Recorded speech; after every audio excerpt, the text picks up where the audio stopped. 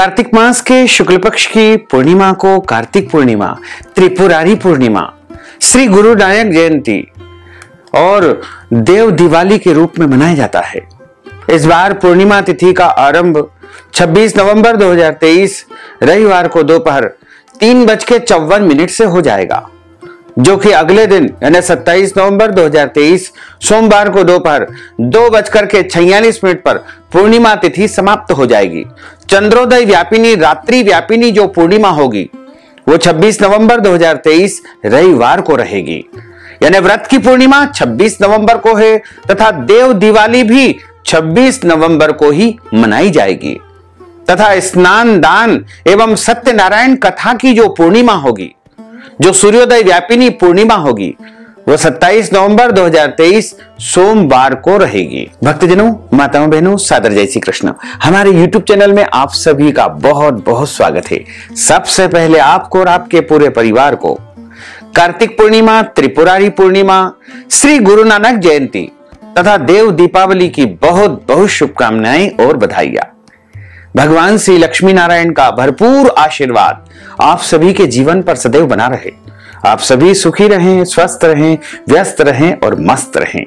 निरंतर उन्नति तथा प्रगति को प्राप्त करते रहें। पद्म पुराण, स्कंद पुराण, ब्रह्म पुराण में कार्तिक पूर्णिमा को बहुत ही महत्वपूर्ण पूर्णिमा माना गया है। वैसे तो पूरे वर्ष में 12 पूर्णमासी आती है, लेकिन कार्तिक मास में आने वाली जो पूर्णिमा होती है उसे बड़ी पूर्णिमा माना गया है, क्योंकि कार्तिक का महीना भगवान नारायण का स्वरूप माना गया है। इस महीने को दामोदर मास भी कहा जाता है।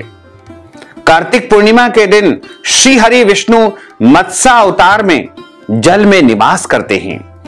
ऐसे में जो लोग इस दिन गंगा जी में, यमुना जी में, नर्मदा जी में या कोई भी पवित्र नदी में स्नान करते हैं, उन्हें अमृत के समान गुणों की प्राप्ति होती है। इस दिन स्नान दान, सत्यनारायण भगवान की पूजा, भगवान विष्णु और माता महालक्ष्मी की पूजा तथा दान का विशेष महत्व है। और इस कार्तिक पूर्णिमा पर देव दीपावली मनाई जाती है। सारे देवता पृथ्वी पर वाराणसी यानी काशी नगरी में आकर के देव दीपावली मनाते हैं। लेकिन इस बार कुछ पंचांगों में देव दीपावली 26 नवंबर को बताई है, वहीं कई पंचांगों में देव दीपावली 27 नवंबर को बताई गई है। देव दिवाली और कार्तिक पूर्णिमा 26 और 27 नवंबर को इस बार रहेगी, क्योंकि 26 नवंबर को चंद्रोदय व्यापिनी पूर्णिमा है, रात्रि व्यापिनी पूर्णिमा है। इसलिए जिस दिन रात्रि व्यापिनी पूर्णिमा होती है उस रात्रि में देव दीपावली पर्व मनाना चाहिए तथा उसी रात्रि में भगवान चंद्रमा का विशेष पूजन अर्चन भी करना चाहिए। चंद्रोदय व्यापिनी रात्रि व्यापिनी जिस दिन पूर्णिमा हो उसी दिन पूर्णिमा का व्रत रखना चाहिए। तो इस बार पूर्णिमा का जो व्रत है वो 26 नवंबर 2023 रविवार के दिन रहेगा।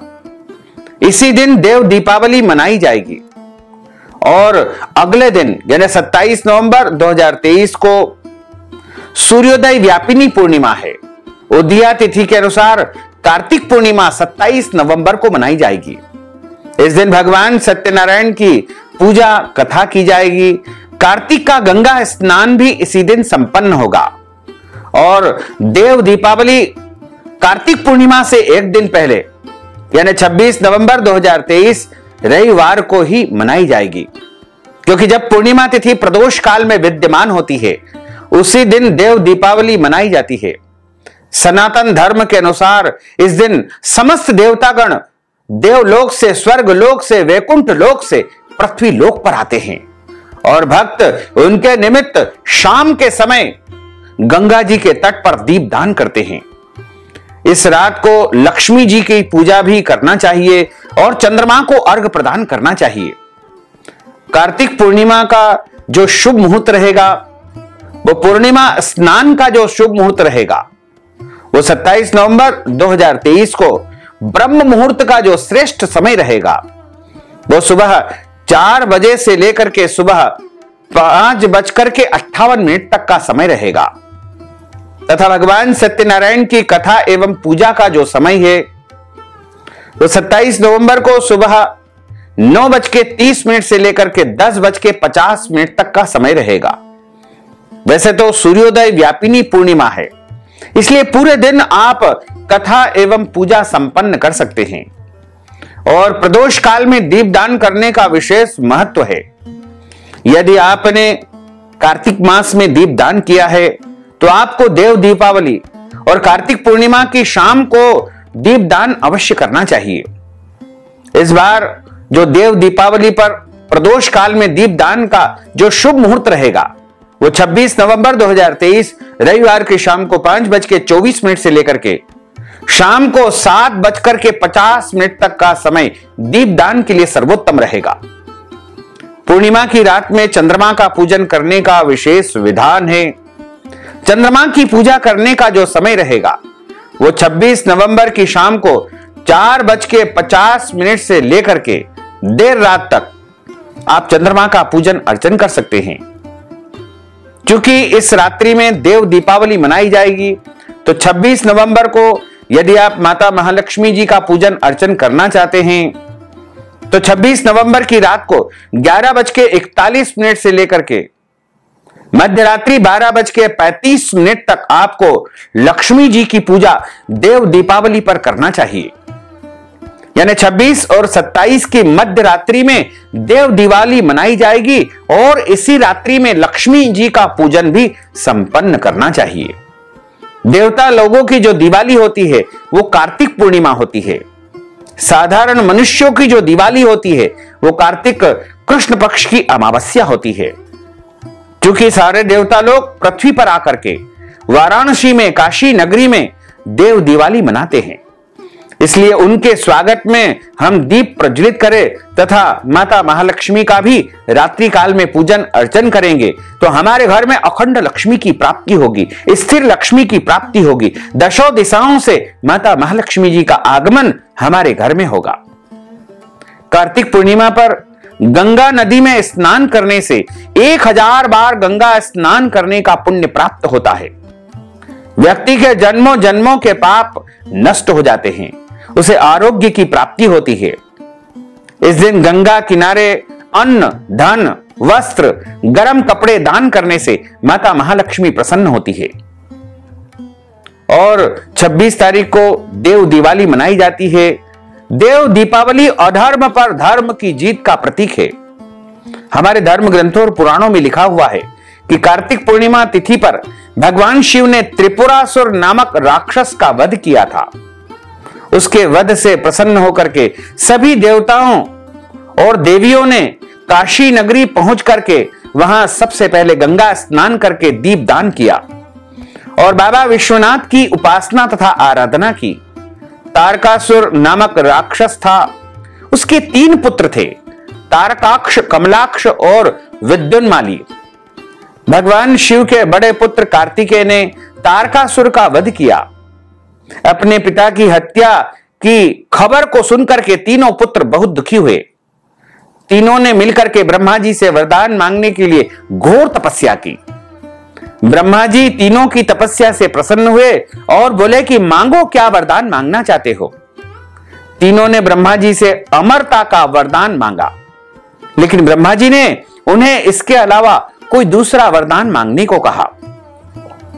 तीनों ने मिलकर के फिर विचार किया और इस बार ब्रह्मा जी से 3 अलग अलग नगरों के निर्माण करवाने का कहा, जिसमें सभी बैठ करके सारी पृथ्वी और आकाश को घूमा जा सके। 1000 साल बाद जब हम मिलें और हम तीनों के नगर मिलकर के एक हो जाए और जो देवता तीनों नगरों को एक ही बाण से नष्ट करने की क्षमता रखता हो वही हमारी मृत्यु का कारण बने। ब्रह्मा जी ने उन्हें यह वरदान दे करके तथास्तु कह दिया। तीनों वरदान पाकर के बहुत प्रसन्न हुए। ब्रह्मा जी के कहने पर मय दानव ने उनके लिए 3 नगरों का निर्माण किया। तारकाक्ष के लिए सोने का, कमला के लिए चांदी का और विद्युन्माली के लिए लोहे का नगर बनाया गया। तीनों ने मिलकर के तीनों लोकों पर अपना अधिकार जमा लिया। इंद्र देवता इन तीनों राक्षसों से भयभीत हुए और भगवान शंकर की शरण में चले गए। इंद्र की बात को सुनकर के भगवान शिव ने इन दानवों का नाश करने के लिए एक दिव्य रथ का निर्माण किया। इस दिव्य रथ की हर एक चीज देवताओं से बनी थी। चंद्रमा और सूर्य पहिए बन गए, इंद्र, वरुण, यम और कुबेर रथ के चाल घोड़े बने, हिमालय धनुष बन गया और शेषनाग प्रत्यंचा बने। भगवान शिव खुद बाण बने और बाण की नोक बने अग्निदेव। इस दिव्य रथ पर सवार हुए खुद देवाधिदेव महादेव। देवताओं से बने इस रथ और तीनों भाइयों के बीच भयंकर युद्ध हुआ। जैसे ही ये तीनों रथ एक सीध में आए, भगवान शिव ने बाण छोड़ करके तीनों का नाश कर दिया। इसी वध के बाद भगवान शिव को त्रिपुरारी कहा जाने लगा। इन तीनों राक्षसों का वध, त्रिपुरासुर का वध कार्तिक मास की शुक्ल पक्ष की पूर्णिमा तिथि को हुआ। इसलिए इस दिन को त्रिपुरारी पूर्णिमा के नाम से भी जाना जाने लगा। इसीलिए सारे देवता भगवान भोलेनाथ का आभार प्रदर्शन करने के लिए उनकी सेवा में विश्वनाथ की नगरी काशी में उपस्थित होते हैं और सभी भक्तजन इस दिन काशी नगरी में जाकर के देवताओं का अभिनंदन करते हैं, स्वागत करते हैं, दीपोत्सव मनाते हैं।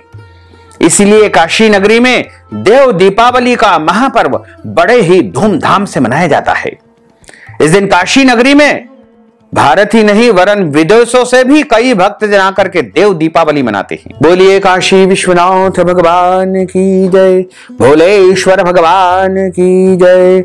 नमः पार्वती पते हर हर महादेव हर।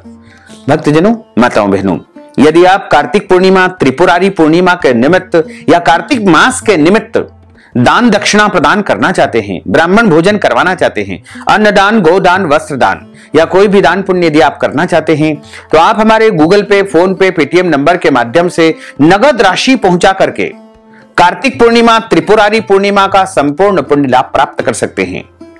साथ ही आप सभी से अनुरोध है कि हमारे इस ज्ञानवर्धक वीडियो को अधिक से अधिक लोगों को शेयर करिएगा, लाइक करिएगा, कमेंट करिएगा और यदि अभी तक आपने सब्सक्राइब नहीं किया है तो अभी और इसी समय सब्सक्राइब कर लीजिए ताकि इसी प्रकार की ज्ञानवर्धक वीडियो सबसे पहले आपको प्राप्त हो सके। आपको और आपके पूरे परिवार को सादर जय श्री कृष्ण, सादर धन्यवाद।